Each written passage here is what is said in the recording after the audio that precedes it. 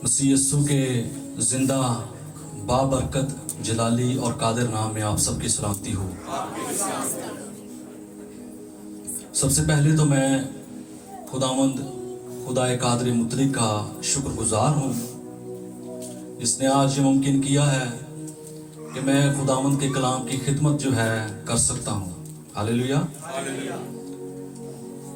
और उसके बाद अजीम खुदा के अजीम खादम का पास्टर नवीद शहजाद का मैं दिल से शुक्रिया करता हूँ जिन्होंने आज मुझे मौका दिया है, ये मुनासिब जाना कि मैं खुदा के कलाम को आपके दरमियान लेकर आया हूँ। हालेलुया। खुदा के खादिम के लिए मैं चाहूँगा एक दफ़ा ज़ोरदार तालियां जाएं उनकी खिदमत के लिए, उनकी लाइफ के लिए, ग्रेस के लिए जो उनकी ज़िंदगी पर है, उनके हार्ट के लिए, हर एक बात के लिए खुदा के खादिम के लिए ज़ोरदार hallelujah.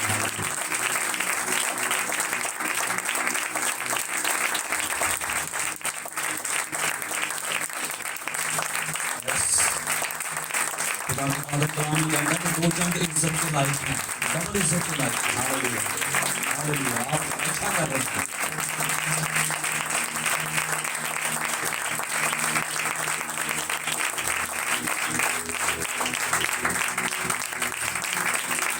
Thank you Jesus, thank you Jesus. खुदावंद का शुक्र हो। आए मेरे साथ खुदावंद के कलाम अक़दस में से खोलें, निकाले मेरे साथ पुराने अहदनामे में से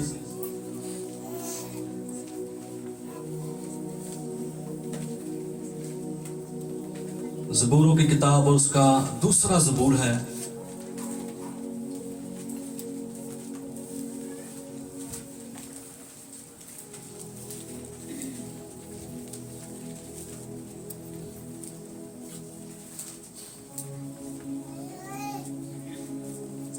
पहली आयत से लेकर 12वीं आयत के इख्तिताम तक हम कलाम मुक़द्दस को तलावत करेंगे।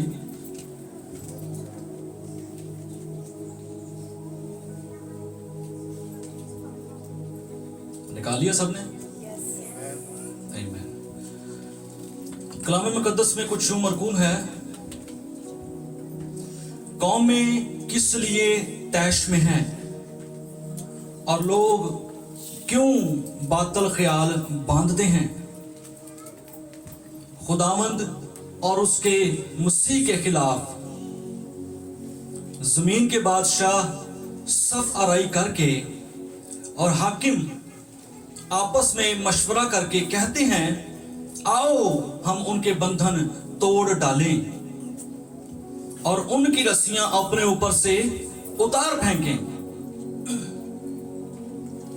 वो जो आसमान पर तख्त नशीन है हंसेगा, खुदावंद उनका मजाइका उड़ाएगा। तब वो अपने गज़ब में उनसे कलाम करेगा और अपने कहर शदीद में उनको परेशान कर देगा। मैं तो अपने बादशाह को अपने कोहे मुकद्दस सयून पर बिठा चुका हूं। मैं उस फरमान को बयान करूंगा। खुदावंद ने मुझसे कहा, तू मेरा बेटा है, आज तू मुझसे पैदा हुआ। मुझसे मांग और मैं कौमों को तेरी मिरास के लिए और जमीन के इंतहाई हिस्से तेरी मिल्कियत के लिए तुझे बख्शूंगा। तू उनको लोहे के असा से तोड़ेगा, कुम्हार के बर्तन की तरह तू उनको चिकनाचूर कर डालेगा। बस अब ए बादशाहो दानिशमंद बनो, जमीन की अदालत करने वालों तरबियत पाओ।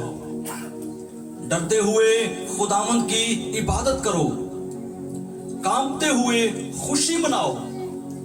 बेटे को चूमो, ऐसा ना हो कि वो कहर में आए और तुम रास्ता में हलाक हो जाओ, क्योंकि उसका गज़ब जल्द भड़कने को है।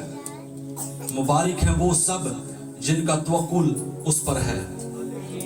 कलाम पाक के पढ़े, सुने और समझे जाने पर खुदावंद की खास बरकत हो।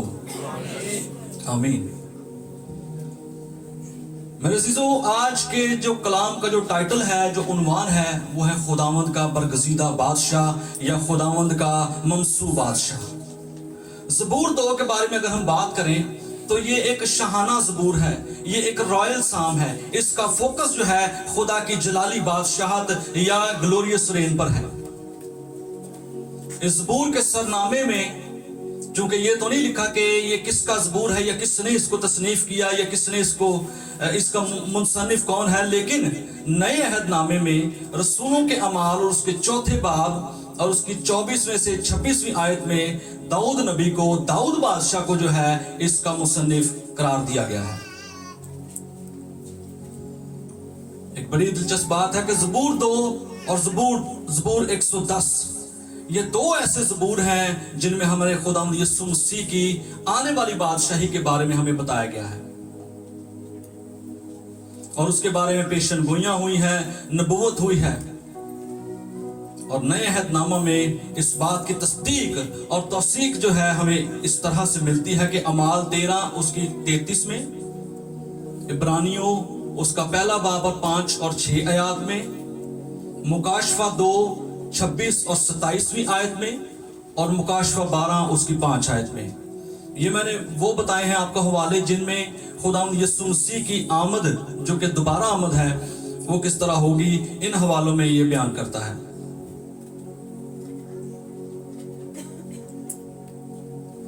इन हवालों में ज़बूर 2 और 110 की जानब हवाले और इशारे मिलते हैं। बताया गया है ज़बूर 2 और ज़बूर 110 के बारे में कि आने वाला ममसू बादशाह, बल्कि बादशाहों का बादशाह, खुदावंदों का खुदावंद यीशु मसीह नासरी, उसकी आमद और जलाली बादशाहत के बारे में पेशन गोइयां हुई हैं। हालेलुया। अब बात करें पार्टीशन की, तकसीम की, कि इस हवाले को जो हमने आज पढ़ा है ज़बूर 2 को, उसको कितने हिस्सों में हम तकसीम कर सकते हैं। तो टोटल 4 हिस्सों में जो है हम इसको तकसीम कर सकते हैं। पहला हिस्से में पहली आयत से 3री आयत तक कि खुदावंद के खिलाफ शरीरों के मंसूबों का जिक्र किया गया है। दूसरा 4थी आयत से लेकर 6ठी आयत तक आसमान से खुदावंद की हंसी और कहकहे का जिक्र किया गया है। तीसरे में 7वीं से 9वीं आयत के इख्तिताम तक बेटे की तरफ से बाप के फरमान का ऐलान किया गया है।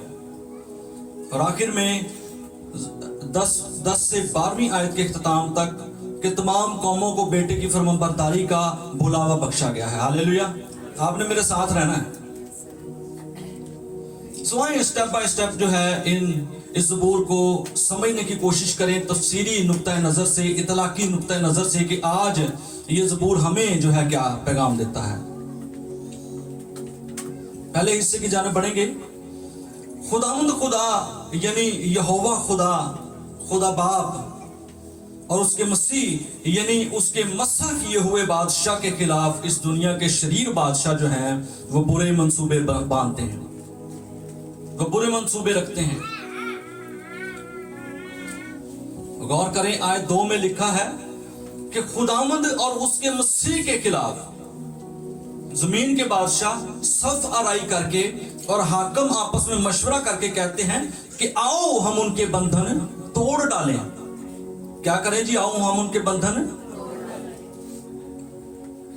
और अपने ऊपर से उनकी रस्सियां उतार फेंकें। खुदा बाप और उसके मसीह के खिलाफ और उनकी बादशाही, इख्तियार और हुकूमत के खिलाफ जो है इस दुनिया के बादशाह बुरे मंसूबे रखते हैं, बुरे मंसूबे बांधते हैं। और यहां उनके बुरे मंसूबों के तल्लक से 3 पहलू वाज़िया तौर पर हमें नजर आ रहे हैं। क्या मतलब है खुदावंद के मसीह से? यहां खुदावंद के मसीह से यहां मुराद है ओरिजिनल ओल्ड टेस्टामेंट कॉन्टेक्स्ट में कि दाऊद बादशाह और उसकी नस्ल से आने वाले दीगर जो बादशाह हैं वो सारे जो है वो बादशाह हैं।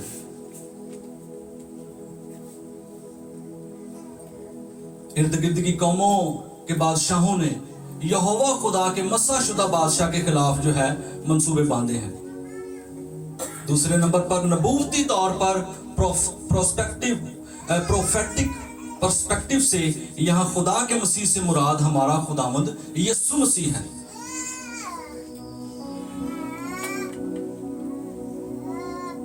दुनिया के बादशाह और कौमें खुदा के मसीह के खिलाफ सफराई करते हैं। आप देखें कि जब खुदावंद यीशु मसीह अपनी जमीनी खिदमत में था तब भी उसके खिलाफ दुनिया के बादशाह थे। उसको गिरफ्तार किया गया, उस पर झूठे मुकदमे चलाए गए, उसके मुंह पर थूका गया, उसको सलीब दिया गया, उस पर तशद्दुद किया गया, उसकी दाढ़ी को नोचा गया, उसके चेहरे पर थूका गया, पसली में नेजा मारा, सर पर कांटों का ताज रखा गया। दुनिया के बादशाहों ने खुदा के मस्साशुदा बादशाह यीशु मसीह नासरी की मुखालफत की और उसकी मुखालफत में इस कदर आगे चले गए कि उसको हलाक कर दिया और यह समझा कि शायद हमने फतह पाली है, शायद इसका खात्मा इधर ही हो गया है। लेकिन बाइबल मुकद्दस कलाम हमें इस बात की गवाही देता है कि यीशु मसीह नासरी पाक रूह की कुदरत से तीसरे दिन मौत के बंद खोलकर और कब्र के पत्थर को हटाकर वो जी उठा। हालेलुया। और ऐलान किया कि देखो मैं मर गया था और अब्दुल अबाद जिंदा रहूंगा। हालेलुया।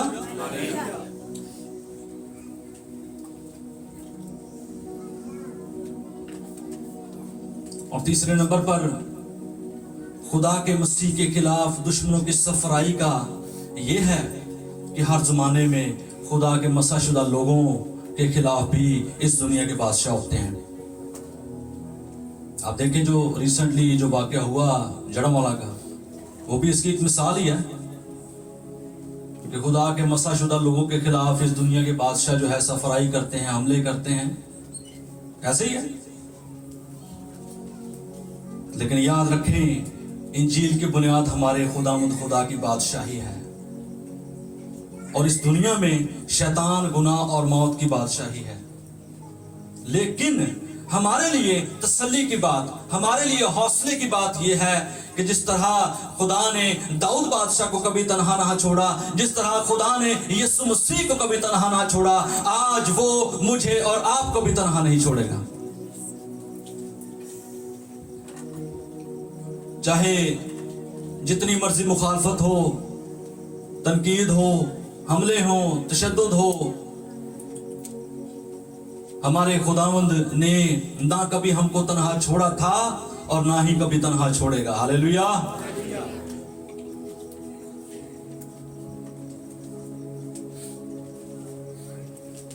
हम गालिब आते हैं, हम आगे बढ़ते जाते हैं, हम फतह पाते हैं, हम कायम रहते हैं। आप देखें कि इब्तिदाई कलीसिया पर कितना तशद्दुद हुआ, मारा गया, उनको शेरों के आगे फेंका गया और भी इज़ारसानी हुई। तो क्या मसीहियत खत्म हो गई? बताएं मुझे, बताएं, कोई भी बताए। नहीं हुई ना।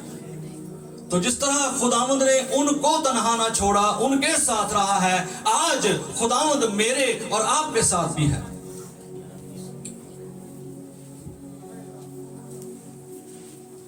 आपसे पहले भी खुदावंद के मस्साशुदा लोग इस हालत में से गुजरे हैं, बल्कि हमारा खुदावंद यीशु मसीह भी इस हालत में से गुजरा है, इन्हीं दुखों में से गुजरा है, इसी दुनिया में से गुजरा है। और एक गजल भी है कि गुजरा है वो उन राहों से जिनसे हम गुजरते हैं।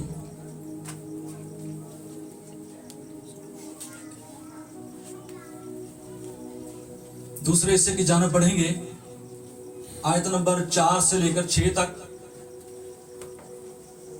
कि आसमान से खुदावंद की हंसी और कह का जिक्र मिलता है, जिसमें God laughs at his opponents. जरा गौर कीजिए, जब हमारी मुखालफत होती है, जब हम परेशान होते हैं, जब हम नाराज होते हैं, जब हमारी दिल आजारी होती है, इवन बाज़ औक़ात हम रोते भी हैं, लेकिन जब कौमें और उन कौमों के शरीर बादशाह यहोवा खुदा के खिलाफ इकट्ठे होते हैं, तो आयत नंबर 4 ये बताती है कि खुदावंद खुदा जो आसमान पर तख्त नशीन है हंसेगा। क्यों हंसेगा खुदावंद? कि खालिक के खिलाफ अब मखलूक उठ खड़ी हुई है। अरे खुदावंद हुक्म ही दे दे तो पल भर में जान जो है वो निकल सकती है। खुदावंद इसलिए हंसता है उनकी बेवकूफी पर, उनकी कम अकली पर, उनकी लापरवाही पर, कि वो समझते हैं कि हम इकट्ठे होकर जो है खुदा का मुकाबला करेंगे। मगर खुदावंद उनसे कहता है कि अपनी तौफीक, अपनी हैसियत पर गौर करो कि तुसी है की जी।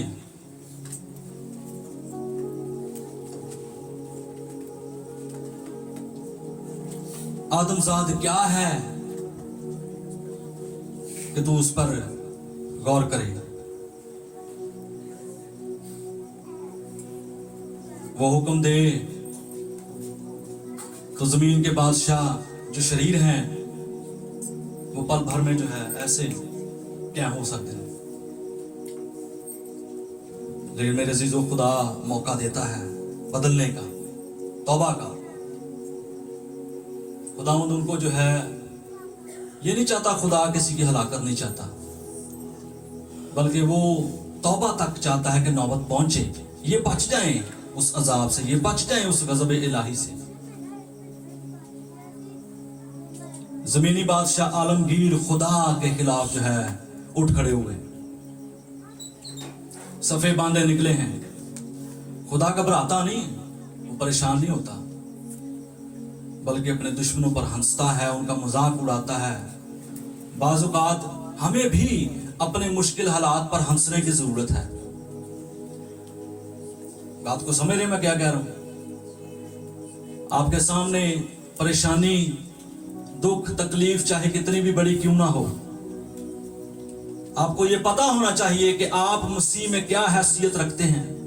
आपको यह पता होना चाहिए कि यीशु मसीह के खून ने आपको अब्दी निजात बख्शी है। आपको यह पता होना चाहिए कि आपके मुंह में खुदा ने जिंदगी रखी है।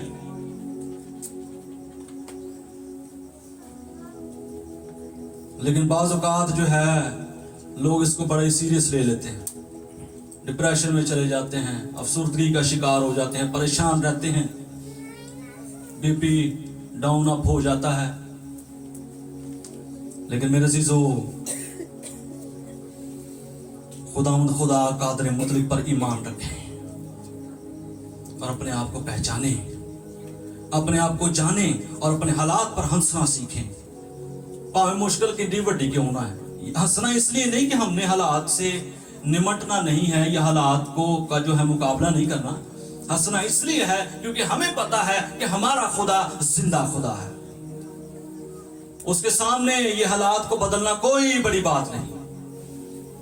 मिनटों में खुदा हालात आपके बदल सकता है।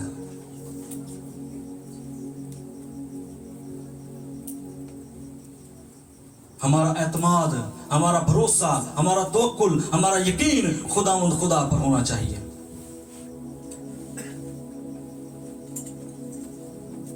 खुदा के लिए जोरदार तालियां बजाएं।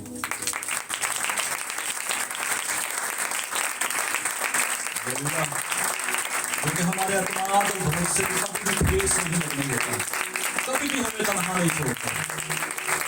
चाहे हम मुश्किल में हो, सुख में हो, दुख में हो, तकलीफ में, परेशानी में, नादारी में, गरीबी में, हर वक्त हर दम खुदा हमारे साथ रहता है। हालेलुया।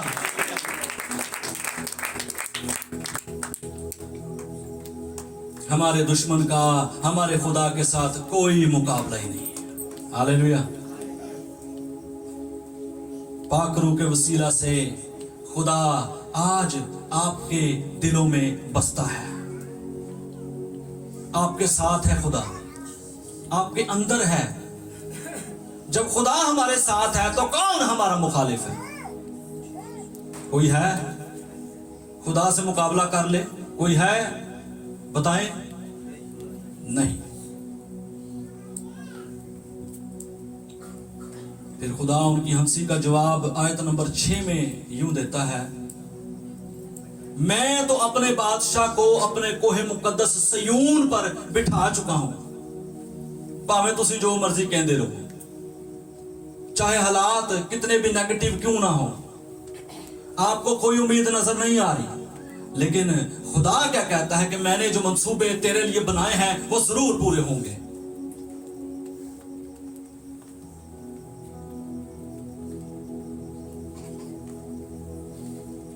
दुनिया के बादशाह जो मर्जी कर लें, लेकिन खुदावंद के मंसूबे अटल हैं, उसके फैसले जो हैं वो अटल हैं, वो कायम रहते हैं, वो कभी भी बातिल नहीं होते।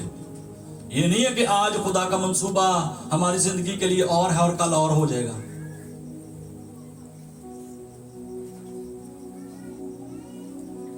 खुदा उन्होंने कहता कि तुसी एवं गर्म होए जे, तुसी एवं भड़कन डे जे।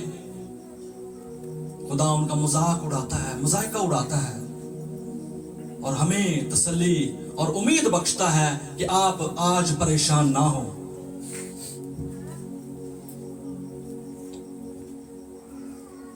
क्यों परेशान ना हो? क्योंकि खुदा हमारे साथ है। हालेलुया।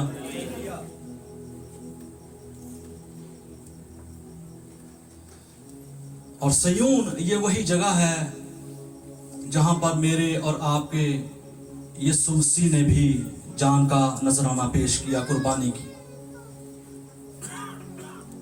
और ये वही जगह है, दूसरा तवारीख 3 बाब के मुताबिक, जहां पर हैकल बनाई गई।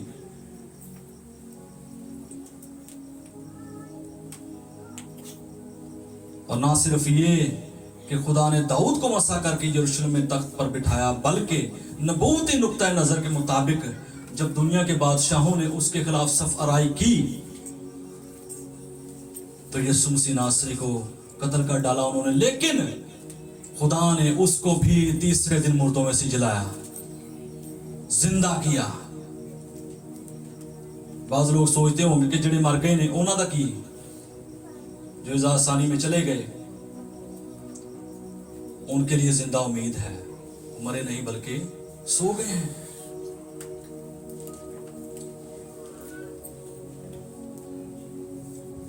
मरकस की इंजील उसका 16वां बाब और 19वीं आयत के मुताबिक खुदावंद यीशु अपने शागिर्दों से कलाम करता है और कलाम करने के बाद आसमान पर उठा लिया जाता है, जहां वो खुदा की दाहिनी तरफ बैठा है।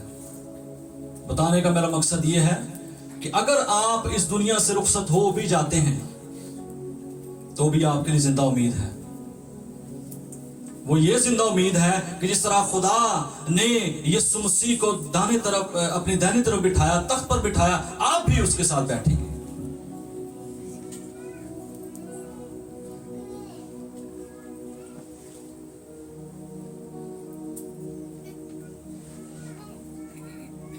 और वो नाम उसको बख्शा जो कि सब नामों से बुलंद और बाला है, सब नामों से आला और अफजल नाम है। वो कौन सा नाम है?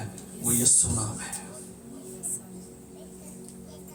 जिसके सामने हर हुकूमत, हर इख्तियार झुकेगा, हर कुदरत झुकेगी, हर एक घुटना उसके सामने झुकेगा।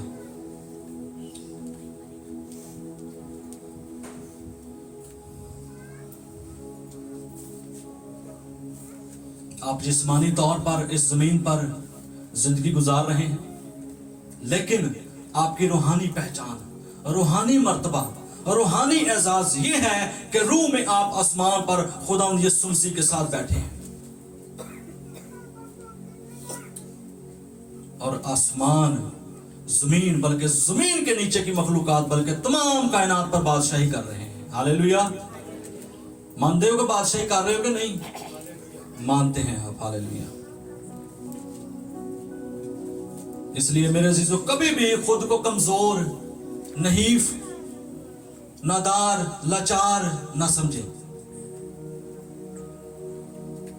आप बादशाह के साथ बादशाही करने वाले लोग हैं। आप दुम नहीं बल्कि आप सर हैं। आप कमजोर परिंदा नहीं बल्कि आप खुदा के अकाब हैं।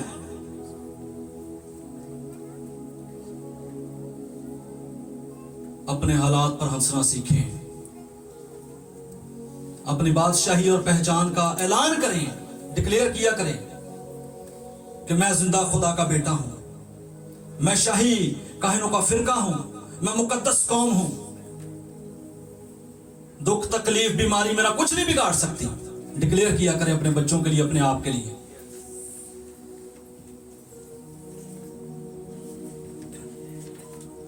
और आप देखेंगे कि आप गालिब आना शुरू होंगे, आप गालिब आएंगे, आप बढ़ते जाएंगे और कोई दुश्मन का मंसूबा, कोई शरीर का मंसूबा आपके लिए कभी भी कामयाब नहीं होगा।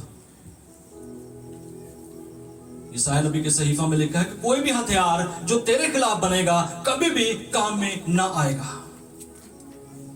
लेकिन यह हथियार उस वक्त काम में ना आएगा जब आप डिक्लेयर करेंगे इसको।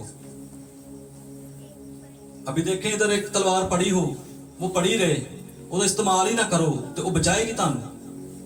बचाए? बोले बोले बचाएगी? विकी भाई बचाएगी? आप नहीं बचाएगी जब तक उसका इस्तेमाल नहीं करेगी। इसी तरह मेरे अज़ीज़ों, कलाम को अपने लिए डिक्लेयर किया करें, अपने लिए बोला करें।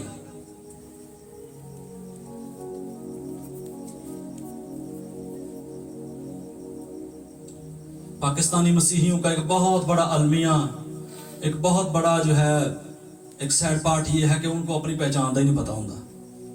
उन्हें पता ही नहीं कि भी मैं शाही काहिना का फिरका हाँ। वो बस दुनिया दी आवाज़ों में सुनता रहता है जो दुनिया कहती है कि तुसी घट जे, तुसी अकलीयत जे, तुसी आ जे, तुसी हो जे। लेकिन जो खुदा की आवाज है आपके लिए, उसको वो नहीं देखता, उसको वो ये नहीं सुनता। खुदा कहता तुसी अकाब हो, तो वो अपने आप को कुड़ियां ते चूचे ही समझते रहते हैं। एक स्टोरी मैं यहां पर बयान करूंगा आपको। एक दफा एक शख्स ने उकाब का एक अंडा लेकर जो है मुर्गी के नीचे रख दिया। जब बच्चे निकलने थे तो मुर्गी के अंडों में से चूजे निकले और उकाब के अंडे में से भी जो है उकाब का बच्चा निकला। मगर वो उकाब जो है सारी जिंदगी मुर्गी के चूजों के साथ जो है कूड़े करकट में से दाना चुनता रहा, अपना खाना लेता रहा और इसी तरह वह बूढ़ा हो गया।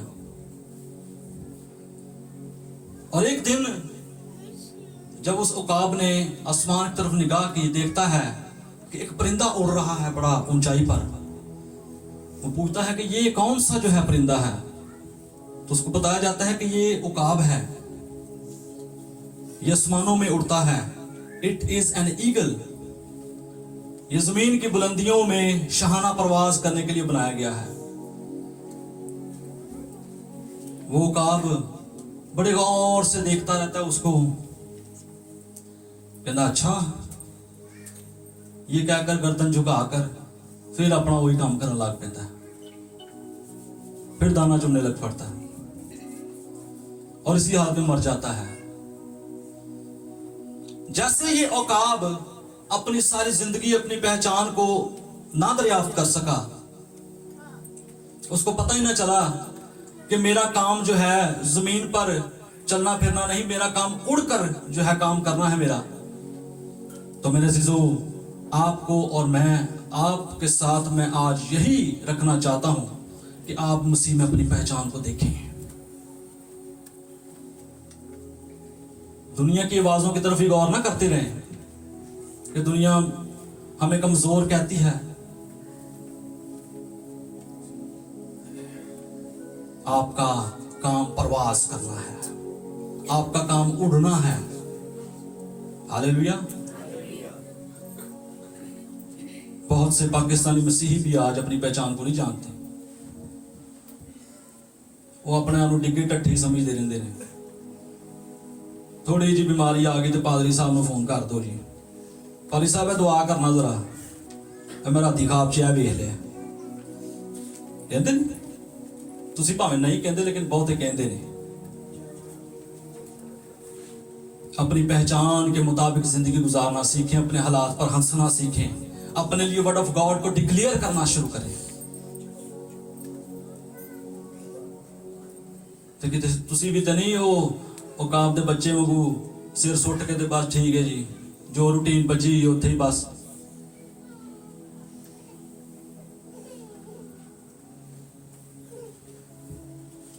उसके साथ बादशाही करने वाले लोग हैं आप शाही काहिनों का फिरका है।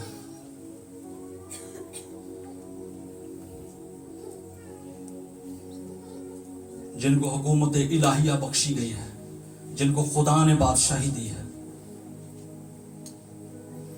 हालेलुया। अगले हिस्से की तरफ बढ़ेंगे, तीसरे हिस्से की तरफ। आयत नंबर 7 से लेकर आयत नंबर 9 में बेटा बाप के फरमान का ऐलान करता है और उसकी बातों का बयान करता है। जब बादशाह मसा किए जाते थे पुराने अहदनामे में, कौम इस्राइल में जब उनको मसा किया जाता था तो उनके बारे में ये ऐलान होता था कि ये खुदा के बेटे हैं। दूसरा समवेल उसका 7वां बाब 5वीं और 14वीं के मुताबिक ये मैंने आपको बताया कि जब पुराने अहदनामे में बादशाहों को मसा किया जाता था तो उनके लिए ये कहा जाता था कि ये खुदा के बेटे हैं।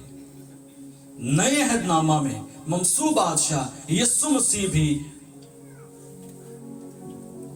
मसा किया गया, उसके बारे में भी कहा गया कि तू मेरा बेटा है, ये खुदा का बेटा है, देखो ये खुदा का बेटा है, इसकी सुनो, जो अज़ल से है और अबद तक रहेगा।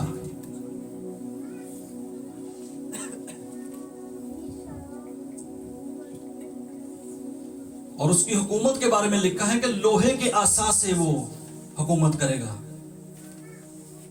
जैसे लोहा जो है मजबूत होता है, ठोस होता है और पायदार होता है, जमीनी बादशाहों की बादशाह तो थोड़े अरसा की है, चंद रोजा है, चंद सालों की हो सकती है, लेकिन मेरे अजीजों हमारे और आपके खुदावंद खुदा यीशु मसीह की बादशाह जो है वो अबदी है। दुनिया की बादशाहतें तो गिर जाएंगी, हिल जाती हैं, तबाह हो जाती हैं, बर्बाद हो जाती हैं, लेकिन हमारे खुदावंद यीशु मसीह की बादशाहत का कभी भी आखिर ना होगा।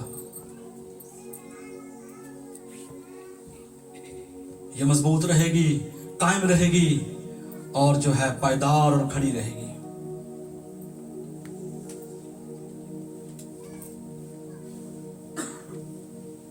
हमारे लिए इसमें हौसले और तसल्ली की बात यह है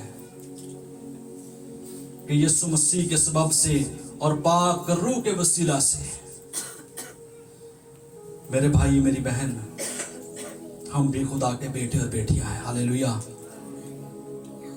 पुराने अहदनामा में जब बादशाह को मसा किया जाता था, किसी शख्स को बादशाह होने के लिए मसा किया जाता था, तब वो बादशाह बनता था। लेकिन हम पाक रूह की कुदरत के वसीला से, यीशु मसीह के कफारे के वसीला से खुदा के बेटे और बेटियां बन चुके हैं।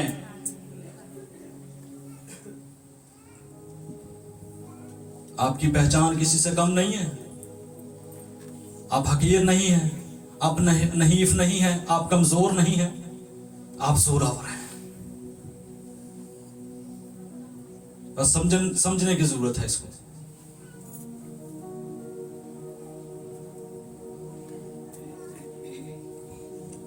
जब दाऊद के पास जाति जुलियत का सामना उसके साथ होता है तो वो जिस्मानी तौर पर तो कमजोर हमें नजर आता है, ना उसके पास तजर्बा है लड़ाई का, ना उसके पास हथियार हैं लड़ाई के, ना उसके पास ढाल है, ना भाला है, कुछ भी नहीं उसके पास। लेकिन उसका खुदा पर ईमान बड़ा पुख्ता है, उसको पता है कि मैं क्या हूं, उसको मसीह में अपनी पहचान के बारे में पता है कि मैं कभी हार नहीं सकता, असी हार नहीं सकते।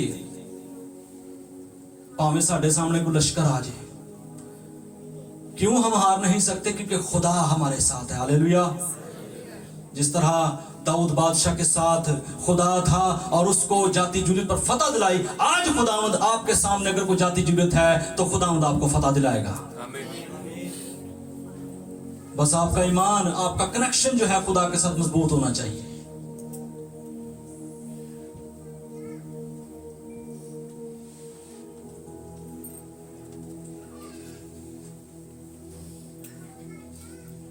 मुकद्दस कौम है हम, पाक लोग हैं हम, खून खरीदे हैं हम। अभी जब सिस्टर गा रही थी तो मैं खुदा का शुक्र कर रहा था कि खुदावंद का शुक्र है कि देखें प्रोफेटिकली ये जो है, हमको नहीं पता था कि ये सरमन है आज का, ये हिस्सा है, लेकिन मेरे अजीजों खुदावंद यकसा है।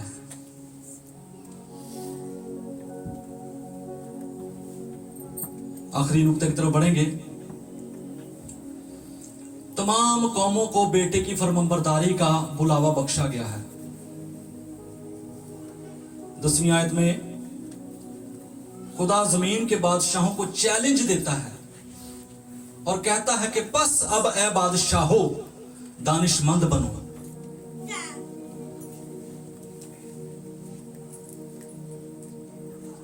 यानी हिकमत को अपना लो। याद रखें, हिकमत ही खुदा के ममसू बेटे और बादशाह के सामने खड़े रहने के लिए हमें हिकमत की जरूरत है, मदद करती है हमारी। हिकमत के सबब से हम खुदा की रास्त अदालत से बच सकते हैं। हिकमत क्या है? खुदा का खौफ, दनाई,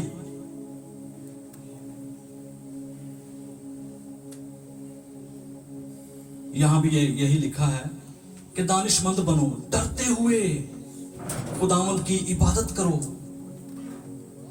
खुदा का खौफ रखो अपने दिलों में। यहां डर से क्या मुराद है?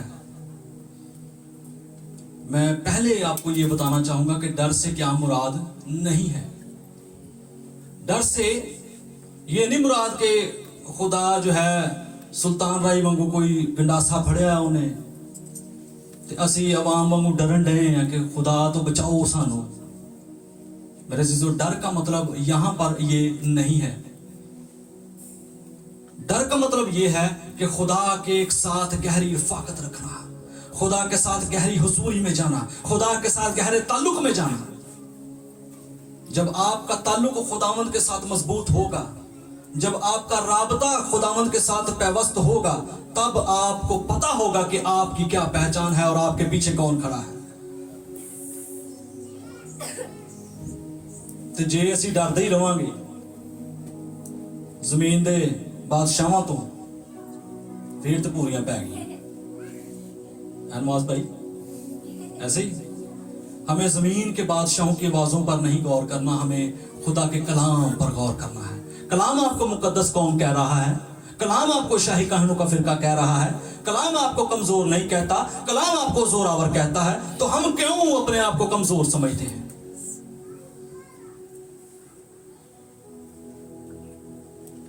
खुदा की इज्जत करना, अकीदत में रहना, खुदा के सामने झुके रहना, ये यहां पर मुराद है डर से।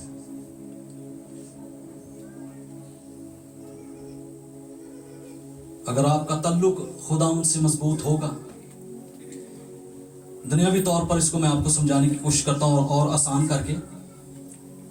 अगर एक डॉक्टर के साथ आपका राब्ता हो, आपका आना जाना हो उसके क्लिनिक पर या उसके घर पर, तो अगर खुदा ना खास्ता आपको कभी अगर मुश्किल परेशानी दरपेश आ भी जाए तो आप उसको कॉल करेंगे तो वो कॉल सुनेगा आपकी। आप उसको मसला बताएंगे, वो आपके मसले का हल करेगा। लेकिन इसके बरक्स एक शख्स ऐसा है जिसका तल्लक ही नहीं डॉक्टर के साथ, वो कहता डॉक्टर साहब एमरजेंसी चला जाता है कि मुझे ये मसला है, मुझे वो मसला है। डॉक्टर साहब कहते हैं कि तुसी हले वेट करो। कह सकते हैं, हो सकता है उससे भी सीरियस को मरीज पड़ा हो वहां पे। तो मेरे अजीजों, अगर आपका ताल्लुक, आपका राब्ता खुदा के साथ मजबूत है तो खुदा बर वक्त आपको जवाब देगा। जब तू मुझे पुकारेगा तो मैं तुझे जवाब दूंगा, कलाम ये कहता है।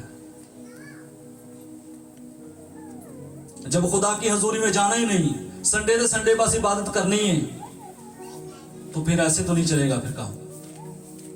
अपने आप को बदलें, अपने आप को चेंज करें, रोजाना दुआ के लिए बैठें, अपने खानदान को लेकर बैठें, अपने बच्चों को बताएं खुदा के कलाम के बारे में, अपने बच्चों को आगाह करें आने वाले जो है दौर के बारे में।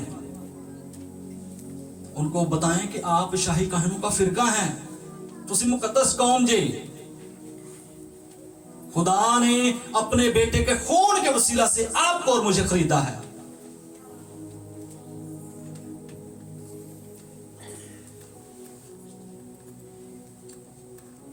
जितना हमारा किसी के साथ रिश्ता नजदीकी और कुर्बत में होगा, उतना ही ज्यादा हमें उस पर एतमाद, यकीन होगा। हमें पता होगा कि नहीं भी ए बंदा दुनिया भावें इधर दी उधर हो जाए, ये बंदा जो है मुझे कभी भी इनकार नहीं करेगा। तो मेरे सिसो, खुदा आदमजाद नहीं जो झूठ बोले। आपका सबसे एतमाद वाला दोस्त भी हो सकता है आपको छोड़ दे, लेकिन खुदा कभी भी आपको तन्हा नहीं छोड़ेगा, चाहे हालात कितने भी मुश्किल क्यों ना हो। उसका वादा है कि मैं दुनिया के आखिर तक हमेशा तुम्हारे साथ रहूंगा। हासिल कलाम यह है कि अपने हालात पर हंसना सीखें, अपनी पहचान को जानें कि आप उकाब हैं, आपका काम उड़ना है।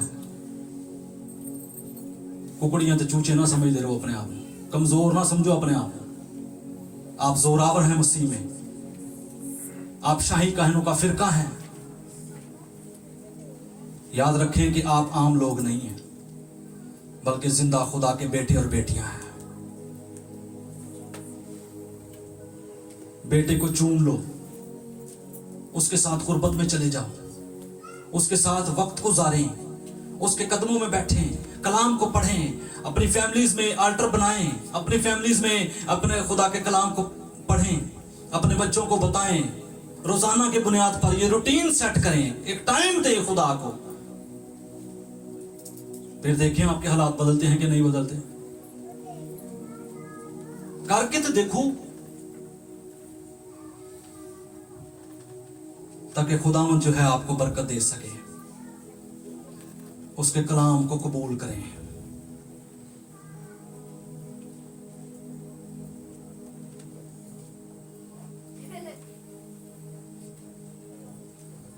खड़े हो जाएंगे 1 मिनट के लिए और अपने आप खुदा के कलाम को जो है अपने लिए डिक्लेयर करना शुरू करेंगे।